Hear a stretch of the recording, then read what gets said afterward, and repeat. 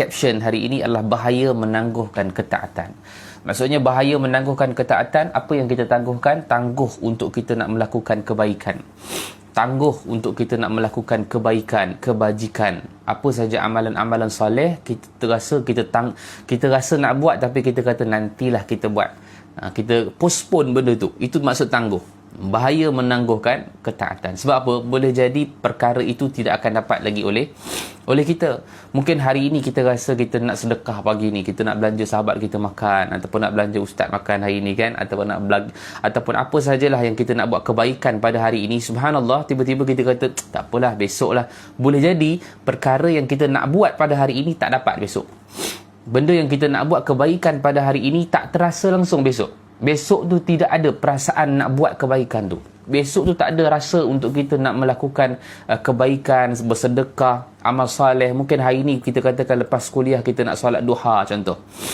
Terasa nak buat tapi kita rasa nantilah, besoklah kita buat. Bila kita terasa nak buat tetapi kita tangguhkan, boleh jadi besok kita tak boleh buat. Boleh jadi besok kita dalam keadaan sakit. Boleh jadi besok kita dalam keadaan sibuk. Subhanallah, kita tak tahu. Sebab itu kita katakan bahayanya menangguhkan ketaatan, kerana bila mana rasa nak buat ketaatan itu dah ada dalam diri, itu namanya adalah hidayah. Itu kena faham. Itulah namanya hidayah. Dan apa yang kita nak kena buat bila dapat hidayah ini adalah memohon taufik kepada Allah Subhanahu Wa Taala. Sebab tu beza antara hidayah dan taufik. Hidayah ni adalah perasaan yang Allah bagi, tunjukkan jalan benda yang lurus. Ihdinas siratal mustaqim. Ihdina tu juga diambil daripada perkataan huda jugalah, hada yahdi. Atau kita panggil sebagai hidayah, dia punya masdar dia. Jadi kita nak sebutkan bahawa hidayah itu adalah jalan untuk kita nak pergi ke jalan yang lurus. Hidayah dapat, tetapi kita tak mampu nak buat, itu namanya taufik.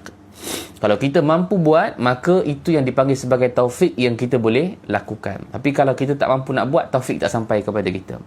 Sebab itu dua perkara berbeza, hidayah dan taufik. Hidayah tu adalah satu benda yang kita rasa kita nak buat kebaikan. Orang kadang dia dengar azan, bila mana dia dengar azan dia nak pergi ke masjid, rasa nak pergi masjid tapi dia postpone. Tak apalah, minggu depan aku pergi. Dia ada hidayah dah, Allah bagi dah hidayah pada dia, tapi subhanallah, dalam keadaan dia menangguhkan ketaatan yang dia nak buat, boleh jadi minggu depan dia tak hidup lagi. Siapa yang boleh jamin pada kita bahawa minggu depan dia boleh hidup? Siapa yang boleh jamin bahawa minggu depan dia boleh sihat?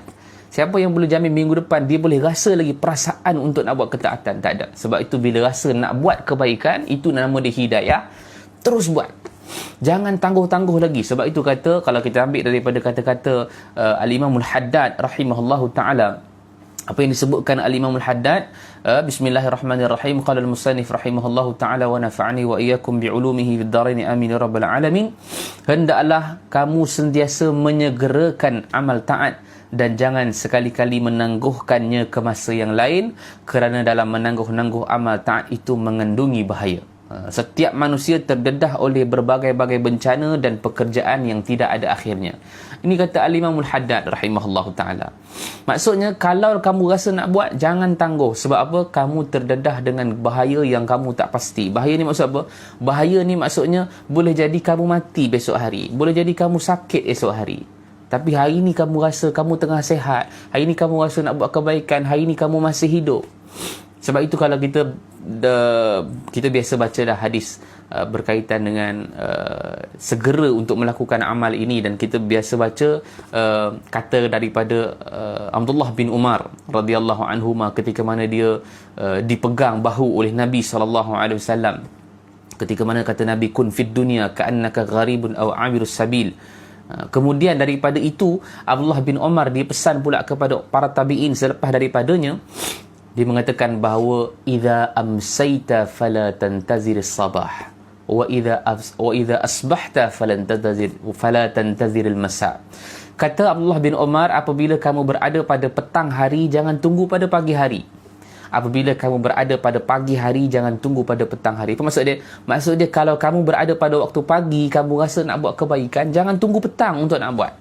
Jangan kata petang, jangan kata waktu petang kamu nak buat. Jangan kata kejap lagi nak buat.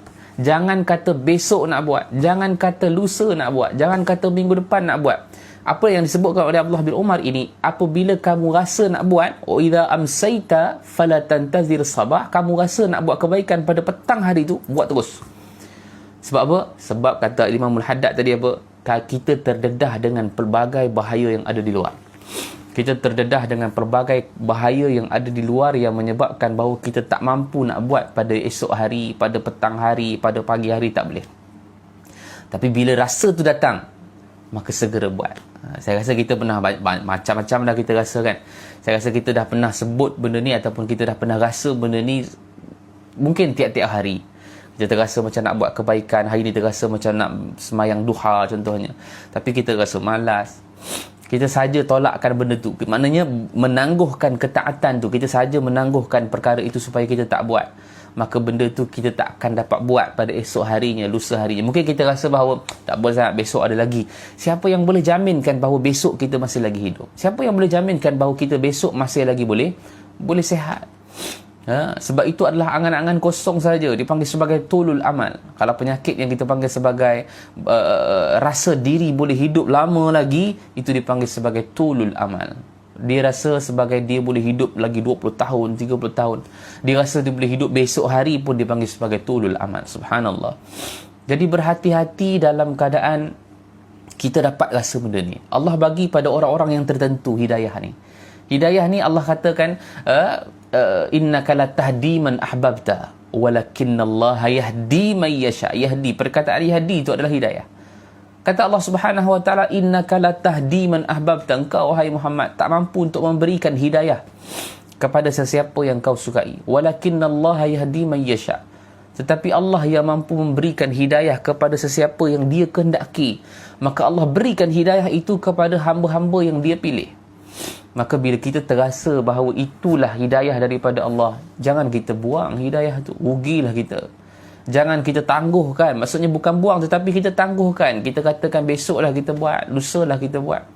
Sebab siapa yang boleh terdedah ataupun siapa yang boleh jamin, saya sebutkan tadi, siapa yang boleh jamin sedangkan dia terdedah dengan perkara-perkara yang bahaya. Ataupun nak pula zaman kita ini dengan COVID-nya, subhanallah, kita minta Allah Subhanahu wa taala lindung kita daripada penyakit COVID ini.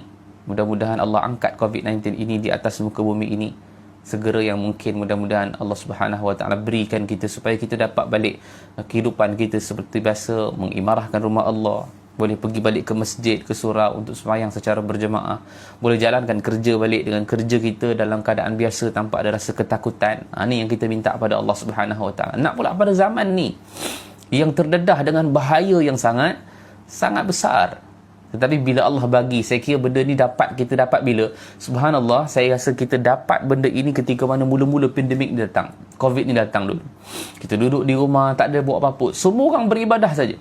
Semua orang dalam keadaan pegang Quran, semua orang semayang tepat pada waktunya, semayang berjemaah pula di dalam rumah, ayah menjadi imam, anak-anak dan isteri menjadi makmum, jadi pula khatib semayang raya, subhanallah, jadi pula imam semayang tarawih. Subhanallah. Maknanya apa? Dalam keadaan kita ambil apa yang Allah Subhanahu wa taala bagi, grab hidayah tu. Sebab kita yakin bahawa apa? Kita yakin bahawa dalam keadaan pandemik pada saat dulu ketika PKP 1 dulu, kita tengok berita yang macam-macam ada di luar sana, kematian berhari-hari ataupun kematian hari-hari kita dapat dengar. Hari ini pun kita scroll kita punya Facebook, Instagram, Twitter, dengar hari-hari kematian. Jadi perasaan tu datang, itu tanda sebenarnya Allah sayang. Allah nak turunkan rahmat buat kita. Sebab itu kalau kita tengok daripada hadis Nabi SAW, saya ingat hadis ni masyhur, semua orang tahu dah, berkaitan dengan rebut 5 perkara sebelum datangnya 5 perkara. Kata Nabi, ikhtanim khamsan qabla khamsin. Rebut 5 perkara sebelum sampainya 5 perkara. Yang ni kalau siapa tak tahu ni kena buka lagu Raihan. Raihan dia ada buat lagu ni, Demi Masa, kan tajuk dia kan. Jadi boleh buka, dia dilagukan mafhum dia, maknanya maksud dia melagukan supaya kita dapat faham hadis Nabi. Rupanya Nabi sebutkan rebut 5 perkara ini sebelum sampainya 5 perkara. Apa kata Nabi yang pertama? Rebut apa? Rebut syababaka qabla haramika. Rebut masa muda kamu sebelum sampainya masa tua. Rebut masa muda maksudnya ketika kamu muda ini, kamu kuat untuk nak buat kebaikan, kamu kuat untuk nak buat ketaatan. Kita muda, tapi saya rasa macam saya dah tua, dia katakan. Tak, kita muda, masih lagi dikategorikan sebagai muda. Syuyukh ni ataupun syekh ini, dia 60 tahun ke atas, tu syekh. Syekh dalam bahasa Arab tua lah. Syekh dalam bahasa Arab tua. 60 ke atas tu syekh lah tu, tua lah tu. Tapi kita bawah, rata-rata kita 40 tahun, 50 tahun, masih lagi muda, dikira sebagai muda lagi, kuat lagi. Sebab apa? Sebab orang yang muda-muda ini dalam keadaan dia mampu untuk nak buat macam-macam ibadat. Orang yang muda ni dia ada kekuatan dia, tenaga dia lebih lagi daripada orang yang tua. Sebab tu bila mana kita ada waktu muda ini, kejar dan rebut. Sebab apa? Besok takut kita dah tua, kita gaut, kita sakit kaki, kita dalam keadaan tak sehat, terbaring saja. Waktu tu baru kita fikir, Allah, kalaulah aku ada kekuatan, aku nak pergi masjid. Kenapa masa muda tak mau pergi? Sedangkan masa muda itulah, kata Nabi, rebut ikhtanim syababaka qabla haramika. Rebut masa muda kamu sebelum datangnya waktu tua. Sebab itu dah ada hadis Nabi juga yang sahih. Kata Nabi SAW, orang yang muda ini dalam keadaan dia taat kepada Allah, dia juga akan dapat VVIP, tempat dia besok di hari akhirat. Mana kata Nabi SAW, wa syabbun nasya'a fi ibadatillahi azza wa jalla. Pemuda yang saat muda dia, waktu muda dia kuat beribadat kepada Allah Subhanahu wa taala, maka dia akan duduk di bawah naungan arasy Allah besok. Dia yaumul mahsyar. Tak ada orang lain dah. Melainkan 7 ni saja. Melainkan 7 orang ni saja, yang 7 golongan ini saja yang duduk di bawah naungan arasy Allah. Salah satunya adalah orang muda yang kuat beribadat pada waktu mudanya. Subhanallah. Kita nak sebutkan apa? Bila kita ada waktu muda, rebut. Sebab itu kadang-kadang kita nak pergi haji, pergi umrah, jangan tunggu waktu tua. Haji, umrah, ini waktu ada duit, pergi. Walaupun kita, alah Ustaz muda lagi lah, saya baru 20 tahun. Pergi, umur 20 tahun itulah patutnya pergi. Pasal apa? Kekuatan. Sebab kita pergi buat umrah, buat haji, dia menggunakan tenaga banyak. Dia menggunakan kita punya kekuatan untuk nak tawaf 7 kali pusingan, sa'i 7 kali.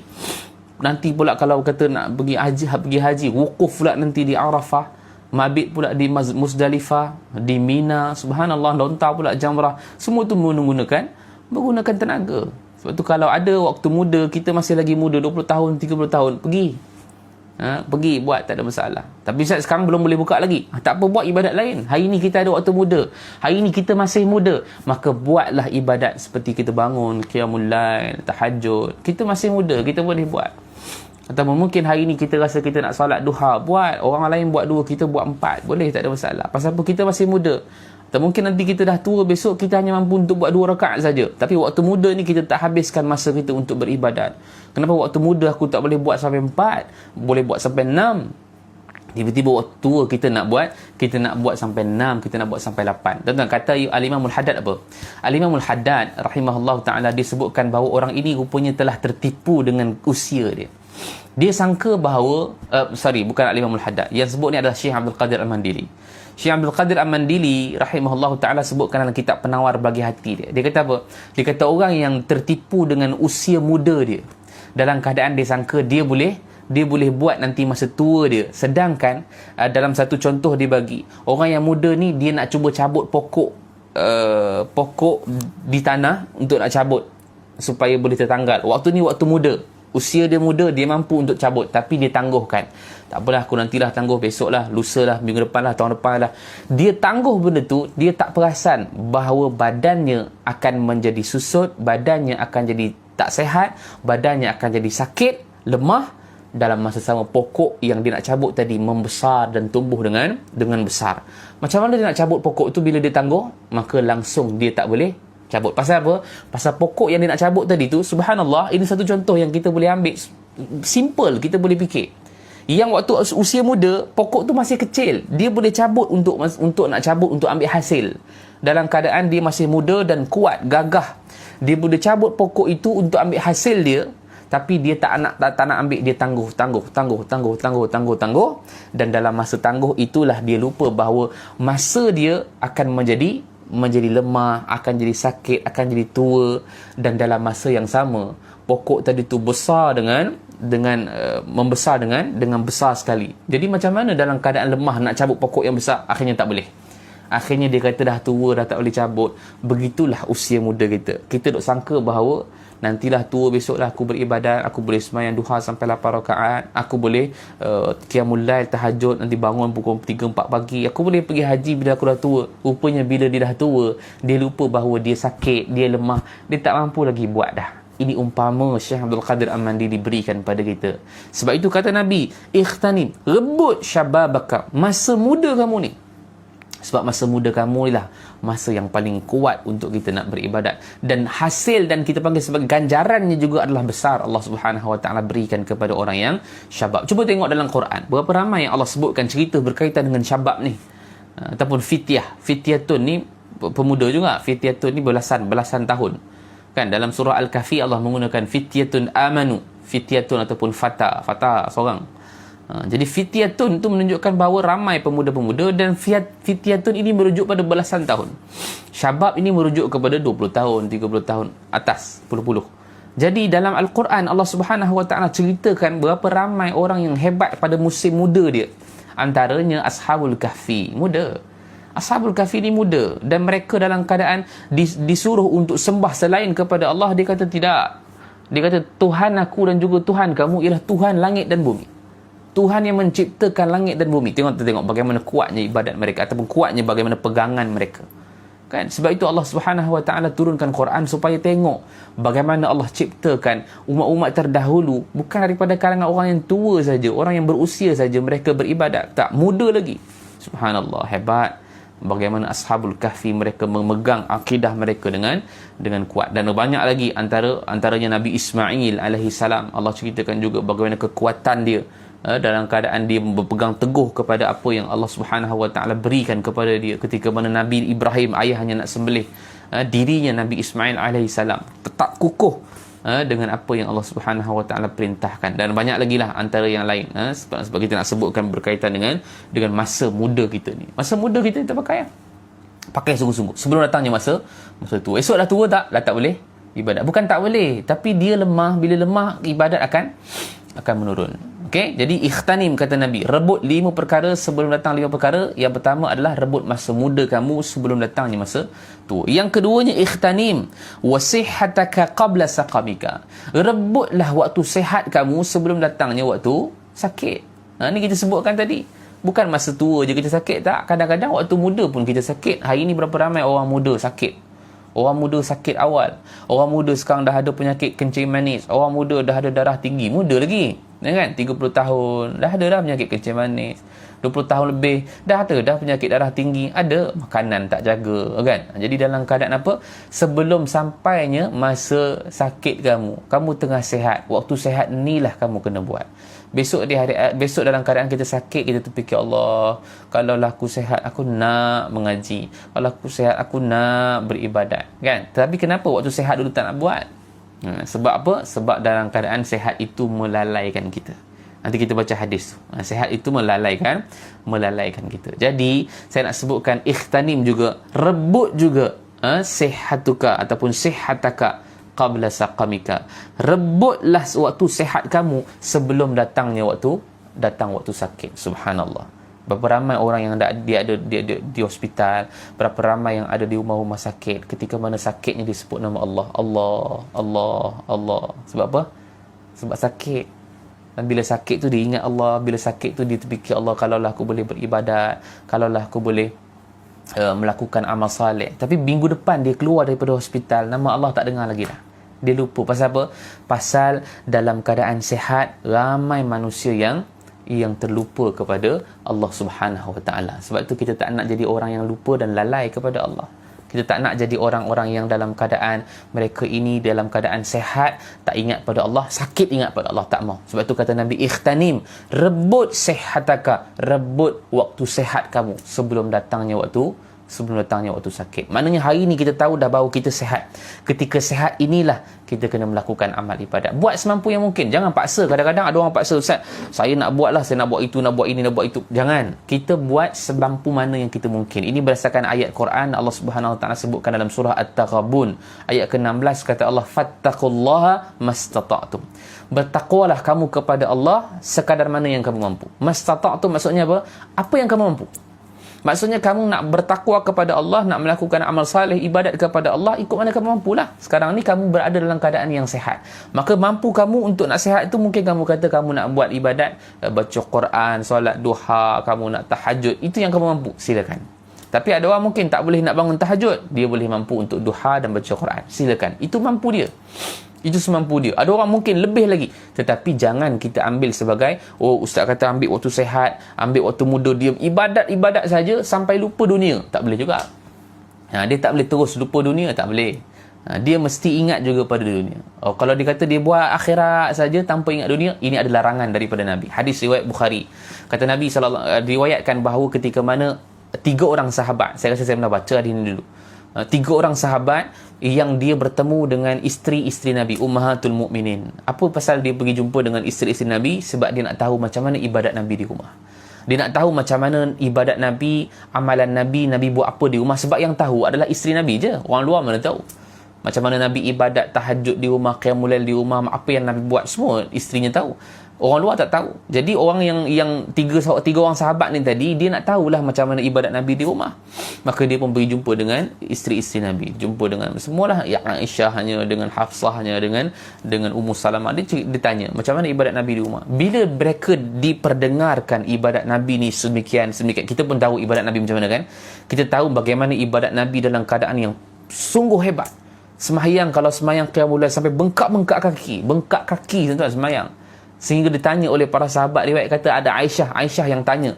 Dia kata, Rasulullah, kenapa kau sembahyang sampai bengkak kaki ni ya Rasulullah? Bukankah Allah dah ampunkan dosa engkau dulu, sekarang, kini, selama-lamanya? Apa jawab Nabi? Jawab Nabi, afala akunu abdan syakura. Salahkah aku nak menjadi seorang hamba Allah yang bersyukur pada Allah? Nabi tuan-tuan, dalam keadaan nak bersyukur dengan Allah, Nabi banyakkan ibadat. Kita syukur macam mana? Apa cara kita bersyukur? Ni Nabi semayang sampai bengkak-bengkak kaki. Juga dalam riwayat lain, Nabi Aisyah sebutkan bahawa kalau Nabi solat, Nabi akan baca Quran sampai saat waktu yang azab, waktu yang dalam keadaan peringatan, Nabi akan menangis basah janggut Nabi. Ini ibadat Nabi di rumah. Ibadat Nabi di rumah. Tapi di masjid Nabi tak semayang lama macam ni. Nabi tak semayang sampai menyusahkan jemaah-jemaah di belakang. Nabi semayang ringkas je. Dan Anas bin Malik pernah meriwayatkan bahawa Nabi SAW bila mana dalam keadaan di solat, Anas bin Malik kata, kami tak pernah lihat orang yang dalam keadaan semayangnya ringkas, laju, yang perfect tapi sempurna, ataupun yang ringkas tapi sempurna. Dia punya rukunnya sempurna, syaratnya sempurna, syarat sahnya sempurna, melainkan Nabi. Maksudnya Anas bin Malik sebutkan apa? Ketika mana Nabi semayang di masjid secara berjemaah, Nabi tak pernah panjangkan semayang dia.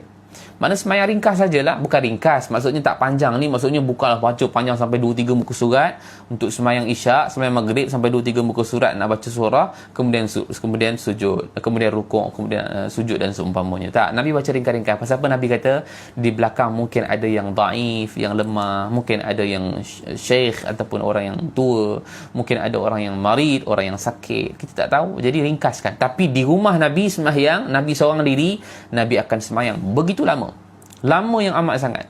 Seperti mana Uzaifah Al-Yaman diriwayatkan ketika mana Nabi salat malam, Uzaifah Al-Yaman dia nak ikut Nabi semayang sunat semayang sunat. Jadi dia pun ikut Nabi. Uzaifah Al-Yaman kata Nabi baca surah Al-Fatihah, lepas tu Nabi baca surah Al-Baqarah.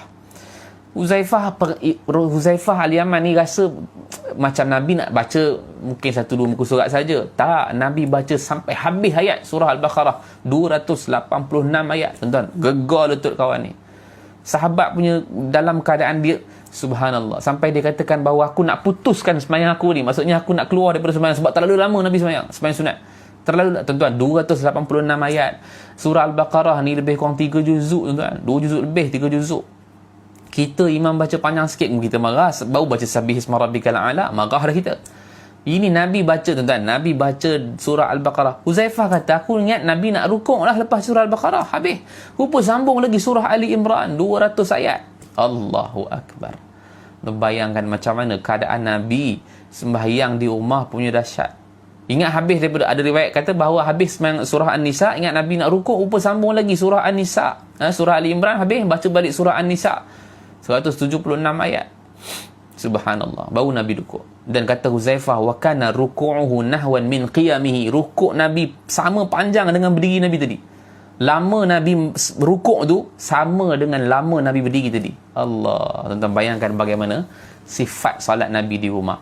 Kita tahu, dan akhirnya 3 orang sahabat yang jumpa dengan isteri-isteri Nabi tadi ni, dia terpegun dengan cerita ni. Akhirnya mereka telah tersalah faham. Poin saya apa? Poin saya nak bagi tahu, adakah boleh untuk kita nak kejar akhirat semata-mata, tak nak dunia? Sedangkan yang disebutkan tadi bahawa apa? Kejar waktu muda kamu, kejar waktu sehat kamu. Boleh tak saya nak kejar ibadat di akhirat saja semata-mata? Jawapannya tak boleh. Kenapa? Berpandukan daripada hadis ini. 3 orang ni datang jumpa dengan isteri Nabi, dia tanya ibadat Nabi macam mana, dan akhirnya dia telah tersalah faham. Akhirnya salah seorang daripada 3 ini dia berhasrat untuk tidak mahu tidur pada malam hari. Mereka salah seorangnya nak katakan bahawa dia nak ibadat malam hari sepanjang tahun. Siang dah ibadat, malam pun ibadat, tak nak tidur. Maknanya sepanjang hari, sepanjang tahun dia nak buat macam tu. Maknanya ibadat saja, tidur pun tak nak. Satu. Orang yang kedua pula berhasrat apa? Berhasrat untuk tak nak berbuka puasa. Nak puasa tiap-tiap hari. Hari ni puasa, besok puasa, lusa puasa, tulat puasa. Puasa sepanjang hari. Yang ketiga pula kata dia berhasrat untuk tidak mahu mendekati wanita. Tak mau kahwin, kata dia. Tak mau kahwin. Nampak? Kesalahfahaman para sahabat-sahabat ni tadi, akhirnya dia dapat diketahui oleh Nabi SAW. Nabi dapat tahu. Bila Nabi dapat tahu, tuan-tuan, Nabi panggil dia. Dia kata, Nabi kata, hal kuntum kadha wa kadha. Kamu ke yang sebut demikian dan demikian? Kamu ke yang kata kamu tidak akan tidur malam hari? Kamu ke yang kata kamu tak nak buka puasa tiap-tiap hari? Kamu ke yang kata kamu tak nak berkahwin? Sehingga Nabi katakan bahawa aku ni antara orang yang paling tinggi takwanya kepada Allah. Aku antara orang yang paling takut kepada Allah. Tapi aku ada juga tidur bila aku bangkit untuk malam qiyamul lail. Aku tidur dulu. Aku orang yang paling takut pada Allah, paling kenal pada Allah. Tapi aku juga ada masa-masa yang aku tak berpuasa. Aku antara orang yang paling kenal Allah, takut pada Allah, kata Nabi SAW. Aku juga berkeluarga, berkahwin. Mana mungkin orang yang lebih daripada aku, maksudnya orang yang nak lebih daripada aku, sedangkan aku antara orang yang paling kenal Allah. Sehingga Nabi katakan, faman raghiba an sunnati falaysa minni. Siapa yang benci akan sunnah aku, maka dia bukan daripada golongan kami ataupun golongan aku. Subhanallah. Apa yang kita boleh faham daripada hadis ini, Nabi tak benarkan untuk kita mengejar akhirat semata-mata. Tak boleh. Sebab apa? Sebab dunia ada hak dia. Kita juga duduk dalam dunia. Dalam dunia, dia ada masa untuk kita nak bercucuk tanam. Kita bercucuk tanam untuk kita nak dapatkan hasilnya di hari akhirat. Maksudnya kalau kita duduk dalam dunia, kita juga kena bekerja, kita kena juga beri nafkah kepada isteri, anak-anak, keluarga kita. Kalau akhirat saja, kadang-kadang ada orang dia menggunakan alasan dia nak beribadat kepada Allah sehingga tak tertunai nafkahnya kepada isterinya, tak tertunai nafkahnya kepada anak dia, dibiarkan anak dan isterinya terkontang-kanting mencari rezeki sendiri. Tak boleh, ini tak dibenarkan. Sebab itu Nabi pesan daripada sudut apa yang kita bacakan hadis tadi, maka akhirat juga kena cari, dunia juga kena cari. Dan dunia ini kaitkan dengan akhirat, insya-Allah dia ada hasilnya. Ibadat kita, pekerjaan kita, kita gunakan sebahasa habis-habis mungkin untuk kita nak dapatkan akhirat. Contohnya dalam keadaan kita makan, jangan kita niat makan saja. Kadang-kadang kita niat makan, makan. Bila kita dah, Alhamdulillah kenyang aku. Jangan, niat makan kita itu adalah untuk nak menguatkan badan kita. Ya Allah, aku makan ini adalah untuk nak menguatkan badan aku, supaya aku boleh beribadat kepada Engkau. Supaya aku boleh bangun, beramal soleh. Maknanya dalam keadaan apa? Makanan itu, dia makan adalah akhirat, bukan dunia. Minum air pun, Ya Allah, aku minum air ini. Bukan minum sesaja, menghilangkan haus. Ya Allah, aku minum ini supaya aku diberikan kekuatan untuk tambahkan tenaga untuk aku nak beribadat. Minum tadi tu dapat akhirat, dapat pahala. Tidur tadi tu, Ya Allah, aku nak tidur. Malam tadi kita tidur kan? Ya Allah, aku nak tidur. Jadikan tidur aku ini rehat yang secukupnya supaya aku boleh bangkit untuk beribadat. Tidur tadi tu, dia menjadi akhirat. Nampak? Kata Imam Al-Ghazali rahimahullah ta'ala, di mana dunianya? Tak ada. Semua 24 jam itu boleh dikaitkan dengan akhirat. Jadi apa yang kita nak sebutkan, dua dah kita katakan, sehingga Nabi katakan ikhtanim khamsan qabla khamsin. Rebut 5 perkara sebelum datangnya 5 perkara. Yang pertama kita sebutkan tadi, rebut masa muda kita sebelum datangnya tua. Rebut masa sehat kita sebelum datangnya sakit, kedua. Dan yang ketiganya kata Nabi, rebut juga ikhtanim wa faraghaka qabla syughlika. Rebut masa senang kamu, masa lapang kamu sebelum sampainya waktu sibuk. Kita lapang, hari ni kita lapang. Hari ni pagi ni mungkin ada yang cuti. Mungkin ada yang kerja kan tengah drive hari ni, mungkin dalam keadaan tengah drive dia boleh dengar juga dalam kereta, ataupun mungkin dah sampai pejabat dan mungkin sampai tempat perniagaannya ataupun tempat kerja dia, maka dia boleh pasang, dia boleh dengar. Sebelum sampainya waktu sibuk, bila waktu sibuk yang sesibuk-sibuknya, tak boleh buka langsung handphone, tak boleh buka langsung Facebook untuk nak dengar kuliah, tak boleh langsung. Sekarang ni masih lagi ada kuliah online. Kalau tak ada, macam mana kita nak dengar kuliah ataupun kita nak dengar ceramah? Kena pergi masjid lah, kena pergi majlis-majlis ilmu. Jadi sebelum sampainya waktu sibuk tu, hari ni kita gunakan masa yang ada. Rebut ni, ini yang kita katakan rebut ni, maksud ikhtanim ni maksud apa? Itu hidayah Allah bagi. Jangan tangguhkan. Ikhtanim ni maksudnya rebut. Rebut ni jarang orang ambil perlahan-lahan. Cuba rebut apa yang ada atas meja, orang akan berlari kejap. Rebut apa yang atas meja? Rebut emas dalam atas meja.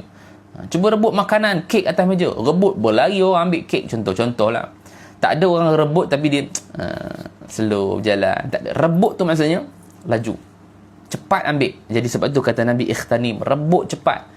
Sebelum datangnya waktu sibuk kamu tengah lapang hari ni, kamu tengah dalam keadaan kamu tengah tak ada buat apa-apa, maka buatlah apa sahaja yang kita panggil sebagai amalan soleh, ibadat kita. Mudah-mudahan dalam keadaan masa lapang kita ini diisikan dengan perkara kebaikan. Jangan tunggu masa sibuk. Bila dah sibuk baru teringat, Allah, kalaulah aku ada masa lapang, nak aku pergi masjid. Waktu masa lapang dulu kita tak nak buat, tak nak pergi. Itu kata supaya kita faham yang ini. Jadi itu yang kata Nabi yang ketiga. Yang keempatnya, ikhtanim, rebut juga wa ghinaka qabla faqrika. Rebut juga masa kaya kamu sebelum datangnya masa miskin. Kamu hari ni tengah kaya, kamu ada duit, kamu boleh infakkan kepada orang, kamu tak nak infakkan. Kan? Hari ni kamu ada duit, kamu rasa kamu nak sedekah. Hari ni kamu ada duit nak belanja ustaz makan breakfast hari ni. Belanjalah. Bukan saya, ustaz lain lah yang ada di sana lah. Kan? Sebab kita semua di rumah hari ni. Nak belanja kawan kita makan. Hari ni kita rasa kita nak belanja orang. Hari ni kita rasa kita nak bersedekah, kita nak infakkan harta kita. Buat. Sebab apa? Sebab kita tengah ada duit. Bila tengah ada duit ni, kita rasa nak buat. Jangan tunggu nanti. Esok, lusa, minggu depan lah. Hari Jumaat lah. Jumaat saya nak sedekah. Jumaat sedap sikit. Belum tentu Jumaat tu kita boleh ada duit yang sama. Belum tentu hari Jumaat tu kita boleh bagi macam yang kita nak bagi hari ini dan saat ini. Belum tentu hari Jumaat tu kita ada duit untuk kita nak bagi pada orang yang nak bersedekah. Belum tentu hari Jumaat itu dia punya checkmate dia. Belum tentu hari Jumaat itu kita masih lagi ada di atas muka bumi. Belum tentu hari Jumaat itu kita boleh pakai duit untuk infakkan harta. Boleh jadi duit yang kita nak pakai itu kita buat kos rawatan kita di hospital. Wallahualam, kita tak tahu. Sedangkan duit tengah ada tu, itulah waktu kita nak pakai. Itu dipanggil sebagai ghinak. Iaitulah kamu ada kekayaan, kamu ada harta. Hari inilah kamu nak pakai. Jangan tunggu, tak apa Ustaz, nanti saya mati, anak-anak saya pandailah, dia nak sedekahkan pada orang. Dia dah itu jadi dia punya. Harta yang kita tinggalkan, itu dah difaraidkan, hibah dan wasiat dan seumpamanya, itu dah jadi harta dia. Maka bukan jadi harta kita. Harta kita adalah harta yang kita miliki hari ini. Harta yang ada sekarang ni, kita ada 1 juta hari ni. Jangan tunggu besok, jangan tunggu kita mati untuk mereka nak bagi infak pada orang lain. Jangan. Harta yang tengah ada hari inilah, yang inilah sepatutnya kita kena buat dulu. Yang sekarang inilah yang kita kena, harta inilah yang kita kena bagi. Subhanallah, Tuan Guru Ustaz Muqtar Muhammad Isa ada dalam live kita. Subhanallah. Terima kasih Ustaz. Bersama-sama dengan kita. Hari ni kita kuliah online je Ustaz. Belum pergi ke masjid lagi. Subhanallah. Lebih ni bolehlah belanja roti canai. Ustaz Muqtar kata, Ustaz Muqtar nak jumpa dekat mana Ustaz? Restoran Mak Limah. Restoran Mak Limah. InsyaAllah nanti kita boleh makan sama-sama. Greenwood lah. Mesra Greenwood. InsyaAllah satu hari nanti Ustaz. Jadi ini yang kata Nabi SAW, ikhtanim, rebut. Rebut apa? Rebut masa kaya kita. Kita tengah ada duit, kita tengah ada harta. Maka ketika inilah kita nak uruskan harta kita dengan baik. Subhanallah, kita nak uruskan kita dengan baik. Sampai masa miskin besok baru nak, Allah, kalau aku ada duit aku nak belanja dia. Kenapa time ada duit dulu tak mau? Kan? Kenapa time ada duit dulu tak mau belanja? Kenapa time tak ada duit? Cuba tengok, kadang-kadang ada orang dia berangan-angan lebih. Dia kata, Ustaz, Allah, saya kalau dapat projek ni Ustaz, projek ni 1 juta Ustaz, saya dapat 1 juta ni, saya nak bagilah, jangan kata separuh lah, sebahagian saya akan bagi kepada anak yatim, fakir miskin. Dah dapat projek tu besok, dengan dia hilang, muka-muka tak nampak sekali dah. Mana kata lama tak nampak haji tu? Projek dah dapat Ustaz. Kata nak bagi anak yatim, fakir miskin semua. Itu cakap je Ustaz. Nampak? Bila dah ada depan mata, lupa. Dah ada depan mata, lupa. Subhanallah. Sebab harta ni kadang-kadang mengkaburkan apa yang kita nak buat. Hajat kita, kebaikan kita kabur. Time tak ada semua nak buat. Saya kalau dapat ni Ustaz, saya akan bina lah masjid, saya akan bina sekolah. Bila dapat, dia hilang. Bila dapat, tak ada dia. Subhanallah. Itulah manusia. Tapi sebab dengan manusia ni Allah ciptakan, dia keadaannya lupa manusia ni. Sebab itu Nabi berikan peringatan ni. Nabi berikan peringatan ni supaya kita boleh ingat. Aku ada duit ni, aku jangan lupa. Buat. Sekarang ni buat. Jangan tunggu time tak ada, berangan nak buat. Allah bagi dia hilang. 2 kali janji. 2 kali janji nak buat, tapi tak ada juga. Kali kedua janji, orang pun dah malas dengar dah. Janji je. Orang dah tahu dah. Rupanya janji tu hanyalah janji yang palsu. Kan? Janji yang palsu. Subhanallah. Jadi ketika mana ada kekayaan, ada harta, infaklah. Buat. Kerana infak itulah yang akan apa? Yang akan membantu kita besok di hari akhirat. Sehingga Allah sebutkan dalam surah Al-Munafiqun, ketika mana orang-orang yang beriman ini nak meninggal dunia. Tuan-tuan, orang beriman tau, bukan orang biasa. Sehingga orang beriman ni kata Allah, ya ayyuhallazina amanu anfiqu mimma razaqnakum min qabli ay ya'tiya ahadakumul maut. Sehingga kata Allah Subhanahu wa taala, orang-orang yang beriman, orang yang beriman, ya ayyuhallazina amanu la tulhikum amwalakum wala auladukum an dzikrillah wa may yaf'al dhalika fa ulaika humul khasirun, kata Allah surah Al-Munafiqun. Wahai orang-orang yang beriman, ni ayat yang betul, tadi ayat yang salah. Allah kata, wahai orang-orang yang beriman, la tulhikum amwalukum wala auladukum an dzikrillah, jangan kamu dilalaikan anak-anak kamu, harta benda kamu daripada mengingati Allah. Wa may yaf'al dhalika fa ulaika humul khasirun, siapa yang buat macam tu ataupun siapa yang lalai hartanya, anak-anaknya dilupa pada Allah, maka dialah orang-orang yang rugi. Allah sambung lagi, wa anfiqu mimma razaqnakum min qabli ay ya'ti ahadakumul maut. Wahai orang yang beriman, infakkan harta kamu sebelum datangnya kematian kepada kamu. Wow, ataf di situ adalah ataf kepada orang yang beriman. Kepada orang beriman. Orang beriman dah kan, kata orang beriman, ya Allah panggil orang beriman, tapi Allah suruh juga infak pasal apa? Mereka tak cukup, rasa nak buat ibadat ni tak cukup. Sebab itu kita katakan bahawa Allah sebut dalam Quran, ketika mana mereka ini nak hampir mati dan dalam keadaan mereka ini nazak, mereka kata fayaqula rabbi laula akhartani ila ajalin qarib. Siapa sebut? Orang beriman sebut. Dia kata, wahai Allah, wahai Tuhan aku, tolonglah lengahkan ajal aku sekejap, jangan ambil masa aku lagi. Ni orang beriman. Orang kafir ayat lain, ada juga orang kafir. Orang kafir pun sama, dalam keadaan dia nak meronta-ronta balik-balik ke dunia, itu cerita lain. Tapi ini cerita orang beriman. Kita ambil orang yang terus tinggi, orang yang beriman terus. Kita kategorikan kita orang beriman. Itu pun tak cukup. Itu pun mereka rasa, ya Allah tolonglah bagi aku masa sikit. Ni Allah ceritakan dalam Quran surah Al-Munafiqun, ujung sekali ayat 10, 11, 12. Tuan-tuan, supaya kita faham bahawa ada harta, ada kekayaan, buat apa yang mereka sebutkan, fayaqula rabbi laula akhartani ila ajalin qarib, tolong bagi masa sikit wahai Allah, aku tak nak mati lagi, bagi masa sikit. Untuk apa? Fa asaddaqa, kata Allah. Mereka ni nak bersedekah rupanya.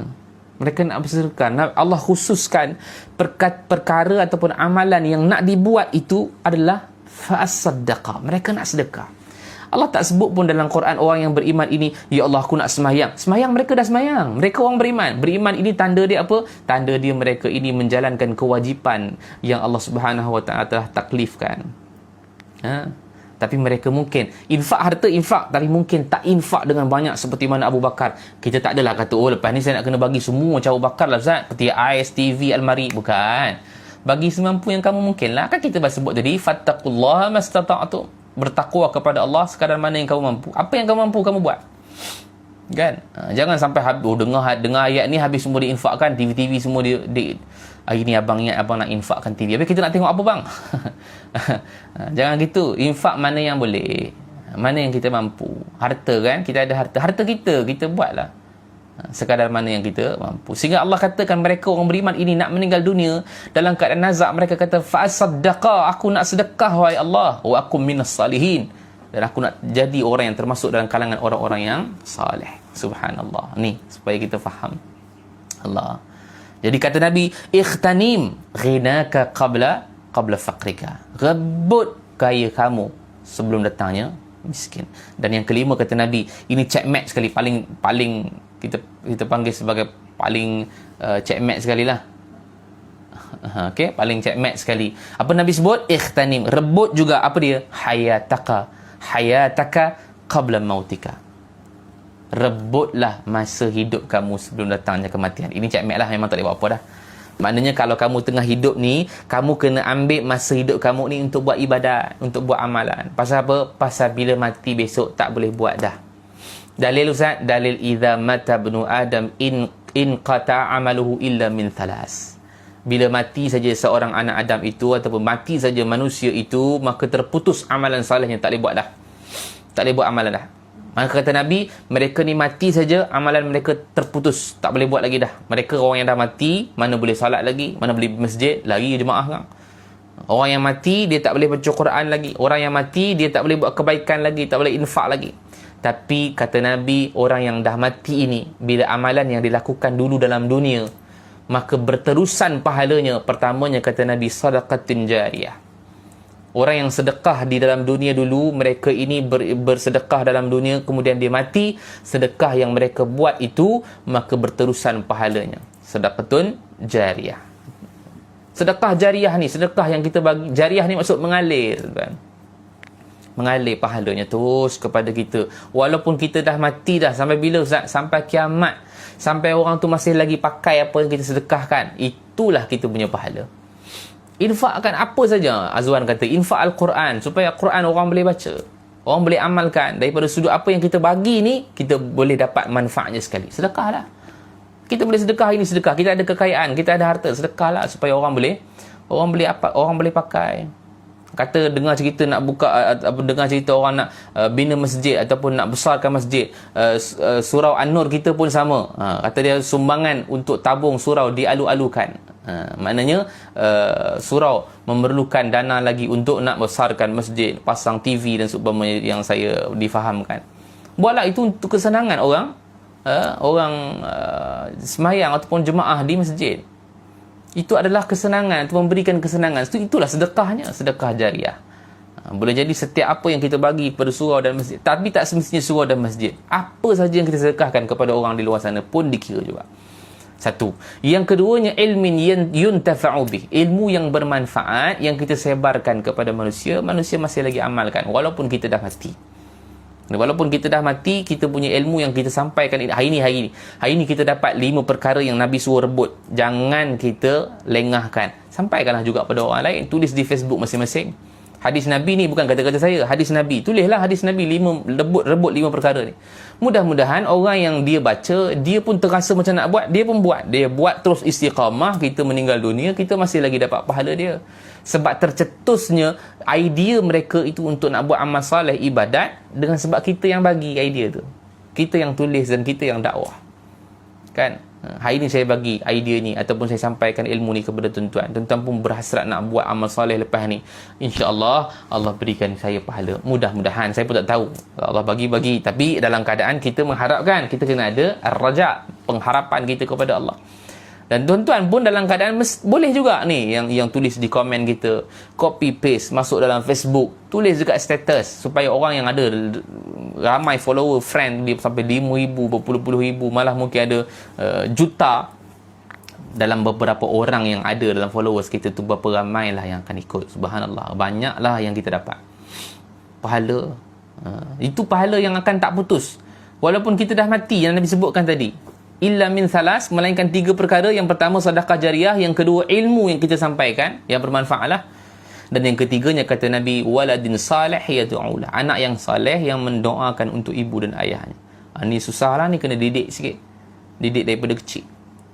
Waladin salih yad'ulah, mana anak yang saleh yang sentiasa doakan. Kita dah meninggal lama dah dalam kubur, tiba-tiba pahala tu datang berderu. Pasal apa? Pasal anak di dalam dunia tengah doakan kita. Ya Allah, lapangkan kubur ayahku, lapangkan kubur mak aku. Ya Allah, berikanlah pahala. Dia buat segala amalan, semua dihadiahkan kepada kita. Ya Allah, aku baca ni Al-Quran, aku buat ibadat, aku buat amal saleh, sekiranya ada pahala, aku hadiahkan pahala ini kepada arwah ibu dan ayahku. Boleh. Buatlah tuan-tuan. Sebab mereka tengah tunggu. Waladin salih yad'ulah. Mereka tengah tunggu anak yang soleh ni. Mereka tengah tunggu. Kita nak anak kita buat macam tu, kita buat dulu kepada mak ayah kita, baru dapat insya-Allah Tapi semua berbalik pada didikan lah. Didikan kita macam mana kepada anak-anak. Jadi ini yang kata Nabi SAW, ikhtanim, rebut juga apa? Hayataka qabla mautika. Rebut masa hidup kamu ini sebelum datangnya waktu mati. Bila mati kamu tak boleh buat apa dah. Jadi 5 perkara ini kata Nabi SAW dalam hadis, supaya kita faham apa dia yang disebutkan oleh Nabi SAW. 5 perkara yang perlu kita kejar, iaitulah masa muda kita sebelum datangnya masa tua, iaitulah masa sehat kita sebelum datangnya masa sakit, iaitulah masa lapang kita sebelum datangnya masa sibuk, iaitulah ketika mana kaya kita sebelum datangnya masa miskin, iaitulah ketika hidup kita sebelum datangnya masa mati. Dan apa yang disebutkan lagi dalam hadis Nabi SAW, disebutkan kata Nabi, badiru bil a'mali salihah qabla an tushghalu. Badiru maksudnya segeralah kamu melakukan amal-amal yang salih qabla an tushghalu, sebelum datangnya kesibukan kepada kamu. Ini samalah macam hadis tadi kita sebut. Ini adalah hadis yang lain pula. Kata Nabi apa? Badiru maksud bersegera, cepat. Badiru maksud cepat.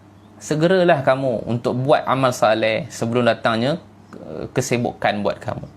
Dan kata Nabi, wasilul ladzi bainakum wa baina rabbikum bikasrati zikrikum bihi. Kata Nabi SAW, dan sambungkanlah hubungan kamu dengan Tuhan kamu dengan cara memperbanyakkan zikir kepada Allah Subhanahu wa taala. Itu hadis yang sambungan hadis lah. Poin kita apa tadi? Poin kita adalah melakukan amal saleh sebelum datangnya waktu sibuk. Dan sambungan hadis tu apa? Sambungkan hubungan kamu dengan Allah. Maksudnya kamu eratkan lagi hubungan kamu, hablum minallah, dengan apa? Dengan memperbanyakkan zikir kepada Allah Subhanahu wa taala. Dan hadis yang lain disebutkan dalam hadis Bukhari, kata Nabi, ni'matani maghbunun fihi ma katsirun minan nas. Kata Nabi sallallahu alaihi wasallam, 2 nikmat yang manusia dapat, manusia akan lupa pada Allah. Maghbunun fihi ma katsirun minan nas. Maknanya manusia akan lupa pada Allah dengan 2 nikmat yang Allah bagi. Pertamanya kata Nabi, as-sihhatu, nikmat sihat. Dah sebut dah tadi dalam hadis yang 5 tadi, lebut dah 5 perkara, sihat dah. Orang dapat sihat, kadang dia lupa pada Allah. Hadis ni lebih kurang samalah, tapi yang ni Nabi nak bagi tahu, manusia kalau dapat nikmat sihat, manusia lupa pada Allah. As-sihhatu, lupa pada Allah. Sihat lupa, sakit ingat. Kan kita sebut tadi di hospital, di rumah sakit, ramai sebut nama Allah, zikir, baca Quran, ingat Allah, pasal apa? Sakit, takut mati. Esok dah keluar hospital, tak ada lagi dah Allah, Quran, zikir, tasbih, mentah ke mana tak tahu. Sebab sihat dah. Lupa pada Allah, sihat lupa pada Allah. Dan yang keduanya kata Nabi, 2 nikmat yang Allah bagi, lupa pada Allah, manusia akan lupa pada Allah. Pertama sihat, yang kedua wal faraghu, nikmat kelapangan masa pun orang lupa juga pada Allah. Orang lupa pada Allah Subhanahu wa taala.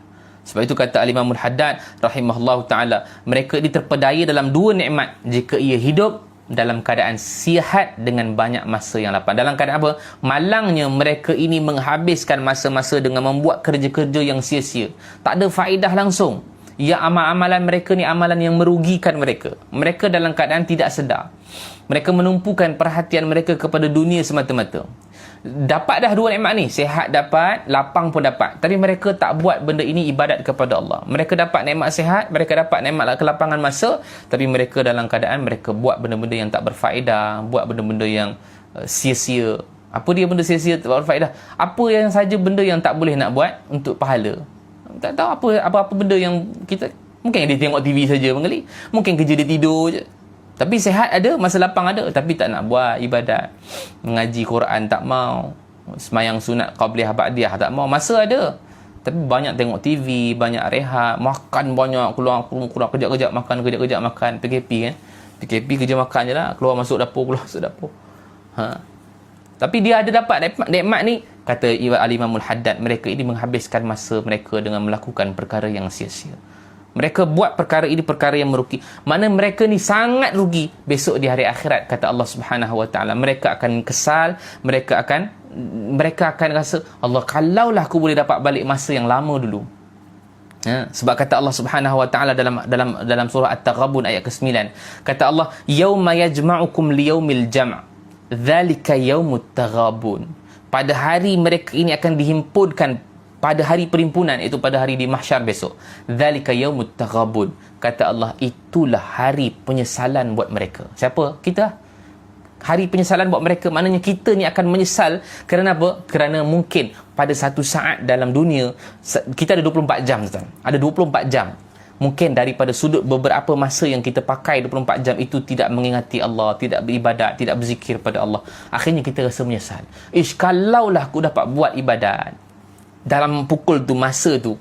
Tapi dah tak boleh dah, pasal hari tu dah hari mahsyar. Hari tu dah hari perhitungan, dah tak boleh buat apa dah. Nabi juga sebut orang ini, orang yang dalam keadaan dia ni adalah ahli syurga. Nabi sebut dalam hadis, Nabi kata laisa yatahassaru ahlul jannah. Tidaklah orang yang masuk dalam syurga ini ataupun ahli syurga ini dia menyesal. Ahli syurga dah tapi menyesal. Kenapa? Nabi kata illa ala sa'ah, melainkan pada satu saat dalam dunia dulu. Marrat bihim lam yazkurullaha fiha. Mereka tidak ingat pada Allah, mereka tidak berzikir pada Allah dalam masa tempoh satu saat. Kita ambil lah satu, contohnya apa? Orang yang dah masuk syurga ni, bila kita katakan mungkin dia dah buat dah, contoh qiyamul lail, dia dah bangun dah pukul 4 sampai pukul 5, dia dah bangun dah untuk beribadat, untuk qiyamul lail. Esok di hari akhirat dia dah masuk syurga, dia kata Allah, kalaulah dulu aku boleh bangun awal sikit pukul 3 bangun dah. Dia mungkin di dunia bangun pukul 4 sampai 5 qiyamul lail, boleh. Itu pun kita rasa macam dah okey dah, ini dah memang masuk ahli syurga dah. Tetapi dia rasa menyesal, kalaulah aku boleh bangun pukul 3 untuk banyakkan sikit ibadat, dia akan buat. Tapi dah sampai kat sana tak boleh dah. Tapi dia dah masuk syurga. Ahli syurga pun yatahassar, dia menyesal. Subhanallah. Orang yang mungkin bangun pukul 3 pagi untuk ibadat sampai subuh, dia pun terasa, yatahassar ni maksudnya dia terasa, kalaulah dia boleh bangun sepanjang malam tak nak tidur untuk nak qiyamul lail, dia akan rasa begini. Subhanallah. Apatah lagi kalau kita panggil orang yang tak bangun langsung. Bayangkanlah orang yang tak bangun langsung. Jadi kita kena faham baik apa tuan-tuan, segala apa yang Allah Subhanahu Wa Taala berikan. Saya nak simpulkan dah, habis dah pukul berapa dah? Dah 7.40 dah. Habis dah 7.45 dah kita. Kita start tadi pun 6.45 kan? Habis dah. Okey, cukup. Jadi itu yang kita nak sebutkan tadi apa? Kesimpulan dia apa? Bahaya menangguhkan ketaatan. Maknanya kalau kita terasa nak buat terus tuan-tuan, jangan tunggu-tunggu, jangan lengah-lengah lagi. Sebab apa? Bila kita dah sampai besok di hari akhirat, kita akan rasa penyesalan yang tak ada guna lagi. Kita baru terfikir nak balik, ya Allah, aku nak balik syurga, aku nak buat, ya Allah. Walaupun kita kata kita orang beriman, walaupun kita kata kita dah buat dah, tapi kita mampu buat lagi. Buat. Rebut 5 perkara yang kita sebutkan tadi supaya kita dalam keadaan tidak menyesal di hari akhirat besok. Jadi itu antara pesanan saya, supaya kita dapat memanfaatkan masa kita punya sihat kita punya masa lapang kita punya masa kaya kita punya waktu hidup kita dalam keadaan kita tidak biarkan sia-sia. Dan jangan tangguh. Sedangkan kita katakan tadi, bila kita terasa kita nak buat sesuatu perkara, itulah hidayah kita, hidayah yang Allah Subhanahu Wa Taala berikan. Cuma minta sikit daripada Allah, ya Allah, berikanlah aku taufik, iaitu kekuatan untuk aku nak buat hidayah yang kau bagi ini. Mudah-mudahan Allah terima, dan mudah-mudahan Allah bagi taufik kepada kita untuk terus istiqamah untuk kita nak menjalankan amal-amal yang soleh, insya-Allah. Jadi saya rasa cukup dah sekadar tu dulu perkongsian kita. Mudah-mudahan ada manfaat. Kita jumpa lagi pada masa-masa akan datang. Doakan semua, saya doakan juga semua sihat walafiat. Saya doakan juga mudah-mudahan kita semua dilindungi oleh Allah daripada mara bahaya yang ada di luar sana, dan mudah-mudahan Allah Subhanahu Wa Taala berkati dan rahmati kita. Terima kasih sekali lagi saya ucapkan kepada surau An-Nur Fasa 3A Bandar Seremban Selatan, dan juga semua sahabat-sahabat kita yang menonton pada pagi ini, yang share, yang like, yang komen. Terima kasih yang tak putus-putus. Terima kasih banyak Ramlah Dasuki, Norisah Talib, terima kasih Muhammad Farid, Zakiah Idrus, Noriza Anwar, Zalila Muhammad Yusuf Azwan, Masnida, Asma dan lain-lain tak sempat sebut nama. Mudah-mudahan Allah Subhanahu Wa Taala yang membalaskan kebaikan buat tuan-tuan semua. Nurul Hida, Muhammad Azmi, terima kasih banyak. Mudah-mudahan Allah Subhanahu Wa Taala memberikan keberkatan buat kita semua. Wallahu alam. Aqulu qawli hadza wa astaghfirullahal azim li wa lakum. Assalamualaikum warahmatullahi wabarakatuh. A'udzubillahi minasyaitonir rajim. Bismillahirrahmanirrahim. Alhamdulillahirabbil alamin wassalatu wassalamu ala asyrafil anbiya'il mursalin wa ala alihi washabihi ajma'in. Ya Allah, ya Rahman, ya Rahim, kami menadah tangan mohon kepadamu, ya Allah, ampunkanlah segala dosa kami, dosa kedua ibu bapa kami, dosa pasangan dan anak-anak kami, dosa kaum kerabat kami, dosa kaum muslimin dan muslimat sekalian, ya Allah. Ya Allah, matikan kami dengan mati yang baik, jangan matikan kami dengan mati yang tidak baik. Kurniakan kematian buat kami dengan kalimah la ilaha illallah. Wa sallallahu ala sayyidina Muhammad wa ala alihi washabbihi wasallam. Walhamdulillahirabbil alamin. Taqabbalallahu minkum minna wa minkum taqabbal ya karim. Jazakumullah khairan. Assalamualaikum warahmatullahi wabarakatuh.